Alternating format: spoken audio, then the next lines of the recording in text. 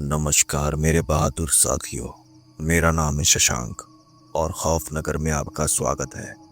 तो आइए चलते हैं हमारी आज की कहानी की ओर। दोस्तों, मेरा नाम नवीन कुमार है। मैं एक साधारण से मिडिल क्लास फैमिली से आता हूँ। पिछले साल मेरी जिंदगी का सबसे बड़ा सपना पूरा हुआ जब मुझे एक सरकारी शिक्षक की नौकरी मिली। नौकरी की खबर सुनते ही घर में मेरे जैसे त्योहार सा माहौल हो गया था। कुछ ही दिनों बाद मेरी पोस्टिंग का ऑर्डर आया। मुझे उत्तर प्रदेश के एक जिले में भेजा गया था जहाँ का नाम मैंने पहले कभी ठीक से सुना भी नहीं था। माफ करिएगा दोस्तों, किसी कारणवश मैं उस जगह और उस स्कूल का नाम आपको नहीं बता सकता। वो एक बहुत ही जाना माना और काफी बड़ा सरकारी इंटर कॉलेज था। स्कूल शहर से थोड़ा बाहरी हिस्से में पड़ता था। पहली सुबह जब मैं अपनी फाइलें और जरूरी कागजात लेकर स्कूल पहुंचा तो मन में थोड़ी घबराहट थी। नया माहौल, नए लोग, नया अनुभव। लेकिन जैसे ही स्कूल की बिल्डिंग सामने आई, मेरे चेहरे पर एक हल्की मुस्कान आ गई। 3 मंजिल की साफ सुथरी इमारत, हल्के पीले रंग की दीवारें और ऊपर तिरंगा लहराता हुआ। स्कूल के मेन गेट से अंदर जाते ही बच्चों की खिलखिलाहट, दौड़ते कदमों की आवाज, माहौल में एक अलग ही सकारात्मक एहसास था। स्कूल के बरामदे में मुझे कुछ टीचर्स और चपरासी नजर आए। सबने नम्रता से अभिवादन किया। मेरे पूछने पर चपरासी ने मुझे प्रिंसिपल ऑफिस का रास्ता बताया और ऑफिस में जाते ही मेरी मुलाकात हुई हेडमास्टर शर्मा जी से। उम्र कोई 60 के करीब। उन्होंने अपना चश्मा थोड़ा ऊपर उठाया और मेरी ओर देखा।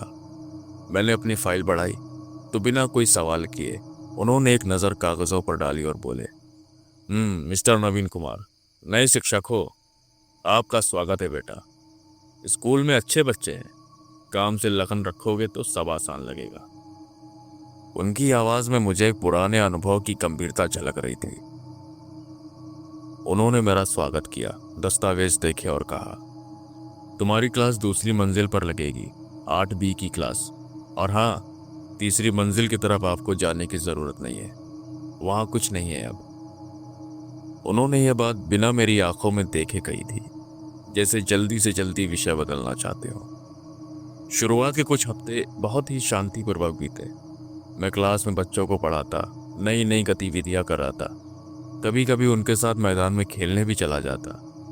धीरे धीरे बच्चे भी मुझसे घुल मिल गए थे। लेकिन जैसे जैसे दिन बीतते गए, मैंने एक बात गौर की। तीसरे मंजिल की तरफ कोई भी बच्चा नहीं जाता था। स्कूल की इमारत 3 मंजिला थी, लेकिन ऊपर जाने वाली सीढ़ियां एक कोने में थी, जिनके सामने लोहे की पुरानी जाली लगी थी। सीढ़ियों के पास से गुजरते वक्त बच्चों के चेहरे पर एक अजीब तनाव आ जाता। वो नजरें झुकाकर जल्दी से आगे निकल जाते।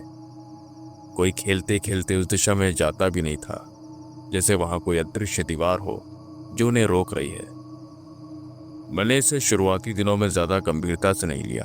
सोचा शायद सीनियर क्लास के डर की वजह से बच्चे उस तरफ नहीं जाते।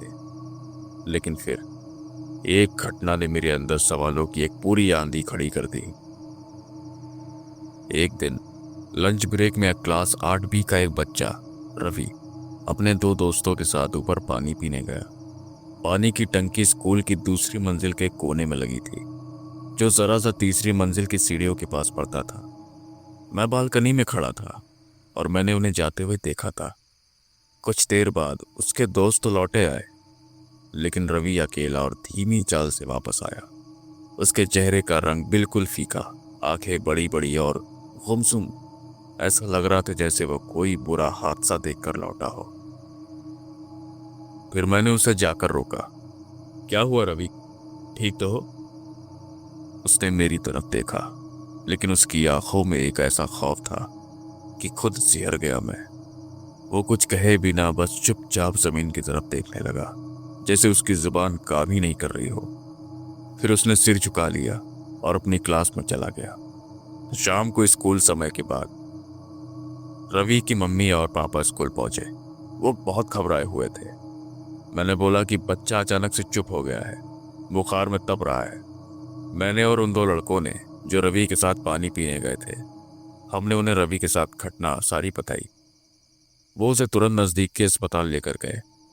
अगले दिन डॉक्टरों ने कहा सब कुछ ठीक है, कोई बुखार की रिपोर्ट नहीं दिखती, बच्चा शारीरिक रूप से पूरी तरह ठीक है। लेकिन रवि अब भी बोल नहीं रहा था, बस दीवार की तरफ देखता रहता। उस दिन मुझे पहली बार तीसरी मंजिल की सीढ़ियों के पास से गुजरते हुए थोड़ा डर का एहसास हुआ। किसी ने कुछ कहा नहीं था, लेकिन कुछ तो था। वहां जरूर कुछ था जो बच्चों की मासूमियत से नफरत करता था, या शायद कुछ ऐसा जो खुद मासूमियत से टूटकर बिखर गया था। अगले दिन मैंने क्लास में बाकी बच्चों से पूछा क्या रवि किसी चीज से डर गया था, पर सब चुप रहे। फिर एक बच्ची ने धीरे से मुझसे कहा सर वो ऊपर कभी मत जाना आप, वहां कोई है। मैं चौंक गया। कौन है ऊपर? बच्ची बस इतना कह पाई, वो जिससे सब डरते हैं, जो रात में रोता है। उस रात मुझे नींद नहीं आई। दिमाग में बस एक ही बात घूमती रही, तीसरी मंजिल पर क्या है, आखिर क्या छुपाया जा रहा है। दूसरे दिन मैं बाकी दिनों से कुछ जल्दी ही स्कूल पहुंच गया था। मेरे मन में अब बेचैनी थी। रवि की हालत, बच्चों की चुप्पी और तीसरी मंजिल से सबसे अनकही दूरी, ये सब मिलकर मेरे अंदर एक अजीब सी बेचैनी पैदा कर रहे थे। जैसे कुछ है जो दिखता नहीं लेकिन लगातार पास खड़ा है। उस सुबह स्टाफ रूम पूरा खाली था, बाकी टीचर्स अभी तक नहीं आए थे। मैं चुपचाप उठकर स्टाफ रूम से बाहर निकला और सीढ़ियों की तरफ बढ़ा, जहां तीसरी मंजिल की ओर जाने वाला रास्ता था। वहां की जाली पर मेरी निगाहें टिक गई, जंग से भरी हुई लोहे की मोटी जाली। हैरत की बात यह थी कि जाली पूरे तरह बंद नहीं थी। उसके एक किनारे पर उसका एक हुक झूल रहा था और दरवाजा थोड़ा खुला हुआ था, जैसे किसी ने हाल ही में अंदर जाने की कोशिश की हो, या शायद वो दरवाजा कभी बंद ही ना किया गया था। मैंने इधर उधर देखा, कोई नहीं था, मगर दिल जोर जोर से धड़क रहा था। जैसे ही मैंने पहला कदम सीढ़ी पर रखा, सीढ़ियों से एक धीमी सी आवाज हुई। वो आवाज उस सन्नाटे में और भी डरावनी लग रही थी। मैं तीसरी मंजिल पर पहुंचा और उसी पल मुझे एक अजीब सी ठंडक महसूस हुई। वो ठंडी हवा नहीं थी, लेकिन एकदम सीली दीवारों की महक के साथ एक ऐसी ठंडक थी जो त्वचा को नहीं, सीधे अंदर की नसों को छूती थी। नीचे का मौसम गर्म था, पसीना लगातार बह रहा था, लेकिन यहाँ बिल्कुल उससे विपरीत। तीसरी मंजिल पर पहुंचते ही मुझे सामने 2 कमरे दिखाई दिए। पुराने लकड़ी के दरवाजे, जिन पर सालों पुरानी धूल और जाले जमे हुए थे। उनमें से एक दरवाजा पूरी तरह बंद था, लेकिन दूसरा, बाईं ओर वाला, थोड़ा खुला हुआ था। उस दरवाजे के ठीक नीचे जमीन पर कुछ टूटा पड़ा था। मैं थोड़ा पास तो गया तो देखा एक नेम प्लेट पड़ी थी, टूटी हुई, और उस पर लिखा था क्लास 11C। लिखावट धुंधली हो चुकी थी, लेकिन अब भी पढ़ी जा सकती थी। मैंने हिम्मत जुटाई और धीरे से उस कमरे के अंदर कदम रखा। अंदर पूरा अंधेरा नहीं था, क्योंकि खिड़की की टूटी फूटी कांचों से हल्की धूप चलकर अंदर आ रही थी। कमरे के फर्श पर बिछी पुरानी डेस्कें थी, टेढ़ी मेढ़ी, कुछ टूटी हुई, लेकिन एक बात ने मेरी सांसें थाम दी। उन डेस्कों पर धूल नहीं थी। हाँ, कमरे के हर कोने में जाले थे, फर्श पर पाउडर सी राख थी, लेकिन डेस्क एकदम साफ, जैसे कोई उन पर रोज बैठता हो। कुछ डेस्कों पर बच्चों के नाम भी खुदे हुए थे, जो पहले कभी यहाँ पढ़ा करते होंगे। और क्लास के बीचों बीच दीवार पर लगा एक ब्लैक बोर्ड। मैंने जैसे ही उसकी तरफ देखा, मेरे कदम वहीं रुक गए, मेरी सांसें अटक गई। बोर्ड पर बड़े अक्षरों में लिखा था, तुम यहाँ क्यों आए हो। चौक से लिखा गया था, और हैरानी की बात यह थी कि लाइनें बिल्कुल ताज़ा लग रही थी और अभी अभी किसी ने लिखा हो जैसे। मैंने तुरंत मुड़कर क्लासरूम के चारों तरफ देखा, पर मेरे अलावा वहां कोई नहीं था। लेकिन उस कमरे में अब भी एक एहसास था, किसी के होने का, किसी की मौजूदगी का। मेरे हाथ से किताबें गिर गई। मुझे लगा शायद कोई शरारत करके गया होगा। मैं डर कर नीचे भागा, और सीधे चपरासी रामलाल से पूछा, भाई साहब, ऊपर कोई गया था क्या आज? वो सुनते ही सन्न रह गया। कहने लगा, सर, वहां कोई नहीं जाता। पिछले 20 सालों से बंद है वो मंजिल। आपको बताया नहीं गया क्या? क्या हुआ था वहां? मैंने डांटते हुए पूछा और थरथराने लगा और फिर बोला, साहब, 20 साल पहले इसी तीसरी मंजिल पर क्लास 11C में एक टीचर पढ़ाया करती थी, शालिनी मैम। पढ़ाने में बेहद सख्त और उतनी ही रहस्यमयी। उनकी क्लास के बच्चे उनसे डरते थे और कुछ उन्हें लेकर मजाक भी उड़ाया करते थे। कहते थे कि वो काले जादू जैसी बातें करती हैं और अजीब अजीब किताबें लाती हैं स्कूल में। फिर एक दिन उन्हीं की क्लास की एक छात्रा निधि अचानक स्कूल से गायब हो गई। स्कूल में हड़कंप मच गया। सब जगह ढूंढा गया, लेकिन निधि कहीं नहीं मिली। और अगले दिन स्कूल की छत से उसकी लाश मिली, बुरी तरह टूटी फूटी हालत में। कोई नहीं जानता सर कि वो वहां कैसे पहुंची। पुलिस ने कहा कि यह आत्महत्या है, लेकिन कई छात्रों ने गवाही दी कि निधि और शालिनी मैम के बीच पिछले हफ्ते कुछ तनाव हुआ था। कुछ का कहना था कि शालिनी मैम ने निधि को सभी के सामने अपमानित किया था। उस घटना के बाद शालिनी मैम स्कूल ही छोड़कर चली गई। कोई ट्रांसफर लेटर नहीं, कोई रिजिग्नेशन नहीं, वो बस अचानक गायब हो गई कहीं। स्कूल प्रशासन ने बदनामी के डर से ये मामला वहीं दबा दिया। तीसरी मंजिल को बंद कर दिया गया और कभी दोबारा उसका जिक्र भी नहीं किया गया। लेकिन बच्चों का कहना है कि आज भी कभी कभी तीसरी मंजिल की खिड़कियों से एक साया दिखाई देता है, किसी लड़की का। यह जानकर मैं सन्न था। उस दिन के बाद से हर रात सपनों में वही क्लासरूम और वही बोर्ड दिखता रहा। अब मेरी बेचैनी हद पार कर चुकी थी। हर रोज स्कूल जाते हुए मेरी नजर तीसरी मंजिल की सीढ़ियों की ओर चली जाती। दिल में खिंचाव सा महसूस होता, जैसे कोई ऊपर से मुझे अपनी तरफ बुला रहा है।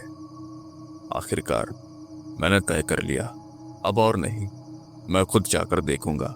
जो भी है, जो भी राज है, आज खत्म करूंगा। वो शुक्रवार का दिन था। छुट्टी के बाद सब चले गए। मैंने फिर सबकी नजरों से बचते बचाते स्टाफ रूम के बाथरूम में खुद को बंद कर लिया, तब तक के लिए जब तक स्कूल पूरा खाली नहीं हो गया। कुछ घंटे बाद जब सब शोर थम गया, स्कूल शांत हो गया, तो मैं बाहर निकला। घड़ी में रात के 8 बज रहे थे। कहीं कोई आवाज नहीं, बस मेरी अपनी सांसों की गूंज और दिल की धड़कनें। फिर मैं धीरे धीरे सीढ़ियां चढ़ने लगा तीसरी मंजिल की ओर। और ऊपर पहुंचते ही फिर वही ठंडक। मई का महीना था, फिर भी वहां की हवा जैसे दिसंबर की तरह सर्द लग रही थी। चांद की हल्की रोशनी खिड़की से छनकर आ रही थी, जिससे पूरा गलियारा थोड़ा रोशन हो रहा था। और तभी मुझे वो आवाज सुनाई दी, धीमी मगर रोंगटे खड़े कर देने वाली। एक लड़की की रोने की आवाज। वो आवाज बिल्कुल पास से आ रही थी। मेरे पूरे शरीर में शिहरन दौड़ गई, हाथ कांपने लगे, लेकिन कदम खुद ब खुद आगे बढ़ते चले गए, जैसे कोई अदृश्य डोर मुझे खींच रही हो उस कमरे की ओर, उस क्लास की ओर जिसके ब्लैक बोर्ड पर कुछ दिन पहले मैंने वो सवाल पढ़ा था। मैंने धीरे धीरे उस दरवाजे को खोला। हाथ कांप रहे थे, दिल जोर जोर से धड़क रहा था। वो हल्की आवाजें अब ज्यादा साफ सुनाई देने लगी थी, जैसे कोई धीरे धीरे सुबक रहा हो। मैंने एक गहरी सांस ली और हिम्मत करके दरवाजा खोला। कमरे में धूप अंधेरा था, सिर्फ खिड़की से चांद की हल्की सी रोशनी आ रही थी, जो फर्श पर एक सीधी रेखा बना रही थी। मैं थोड़ी देर तक दरवाजे पर ही खड़ा रहा, लेकिन हवा में कुछ अजीब था। काफी ठंडक थी वहां। फिर मैंने अपना एक कदम अंदर रखा। तभी मुझे महसूस हुआ कि मेरे दाएं कंधे की ओर से कोई गुजरा, जैसे हवा का एक झोंका, लेकिन उसमें अजीब सी गंध थी। मैं डर के मारे वहीं रुक गया। तभी मेरी गर्दन धीरे धीरे अपने आप बाईं ओर मुड़ी। वहां दीवार के पास एक परछाई थी। मैंने आंखें मली, मुझे यकीन नहीं हुआ, लेकिन हाँ, वो वहां पर सच में थी। एक लड़की की धुंधली सी परछाई, बिल्कुल इंसानी आकार की। वो जमीन पर बैठी थी, जैसे कुछ पढ़ रही हो। वो एकदम स्थिर थी। मैंने धीरे से उसका नाम पुकारने की कोशिश की, लेकिन गला सूख चुका था, आवाज नहीं निकली। फिर वो परछाई धीरे धीरे हिली। पहले तो उसके कंधे हिले, फिर उसने अपना सिर उठाया, लेकिन चेहरा अब भी बालों से ढका था। वो खड़ी होने लगी धीरे धीरे। उसके उठने के साथ ही ऐसा लग रहा था जैसे कमरे की दीवारें भी पीछे हट रही हो। हर चीज बड़ी और डरावनी होती जा रही थी। वो अब पूरी तरह खड़ी थी, लेकिन उसकी ऊंचाई थोड़ी असामान्य थी, जो एक इंसान की हरगिज नहीं हो सकती। मैंने जैसे ही चिल्लाने की कोशिश की, अचानक वो गायब हो गई। कमरा फिर से वैसा ही हो गया, खामोश, ठंडा और वीरान। मैं पीछे हटने लगा, लेकिन मेरा पैर फिसल गया और मैं जमीन पर गिर पड़ा। गिरते ही मेरा हाथ जमीन पर रेंगता चला गया और कुछ अजीब महसूस हुआ, जैसे कोई महीन पाउडर। मैंने अपने हाथ उठाया। उंगलियां मेरी सफेद चौक के पाउडर से भरी थी। लेकिन सवाल यह था कि इतना ढेर सारा चौक आया कहां से, क्योंकि जिस क्लासरूम में मैं था वो पिछले 20 सालों से बंद पड़ा था और यहाँ पर कोई गलती से भी आने की हिम्मत नहीं करता। तो फिर यहाँ से चौक कैसे, समझ नहीं आया। मैं फौरन भागता हुआ स्कूल के स्टाफ रूम में आया और दरवाजा अंदर से बंद कर लिया। पूरी रात मैंने स्कूल में ही काटी, क्योंकि स्कूल का गेट बंद था और बाहर जाने का कोई दूसरा रास्ता नहीं था। अगली सुबह मुंह हाथ धुलकर मैं स्कूल के प्रांगण में पहुंचा तो मेरा चेहरा पीला पड़ा हुआ था, कुछ डर के कारण और कुछ रात भर ना सोने पाने की वजह से। हेडमास्टर शर्मा जी ने जब मुझे देखा तो उन्होंने मुझे अपने पास बुलाया और बिना कुछ बोले पूछे, तुम ऊपर गए थे ना? मैंने चुपचाप सिर हिला दिया। फिर एक गहरी चुप्पी के बाद वो बोले, हमने वो मंजिल इसलिए बंद करी थी क्योंकि वहां कुछ अधूरा रह गया था। कई बार हम प्रशासन को बोल चुके हैं कि वहां की पूजा करवा दे, लेकिन हर बार फाइलें दबा दी जाती हैं। लेकिन अब बहुत हो गया। इस हफ्ते एक साधु जी को बुलाया है। और सच में अगले हफ्ते एक साधु बाबा आए। उन्होंने पूरे स्कूल का निरीक्षण किया, फिर तीसरी मंजिल पर अकेले गए, घंटों वहां कुछ किया, और जब वो लौटे तो बस इतना बोले, इस जगह को अब हमेशा के लिए बंद कर दो। और अब ये कोई तीसरी मंजिल नहीं रही, अब ये सिर्फ एक दीवार है। उनकी सलाह पर स्कूल प्रशासन ने तीसरी मंजिल की सीढ़ियों पर ईंटों की दीवार बनवा दी। अब कोई ऊपर नहीं जा सकता। मुझे वहां से हटाकर दूसरे स्कूल में ट्रांसफर दे दिया गया।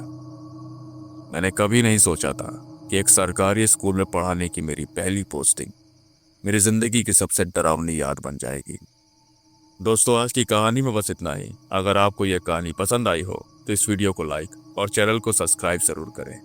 तो मिलते हैं आपसे अगली कहानी में। तब तक अपना ख्याल रखें और सुरक्षित रहें। नमस्कार।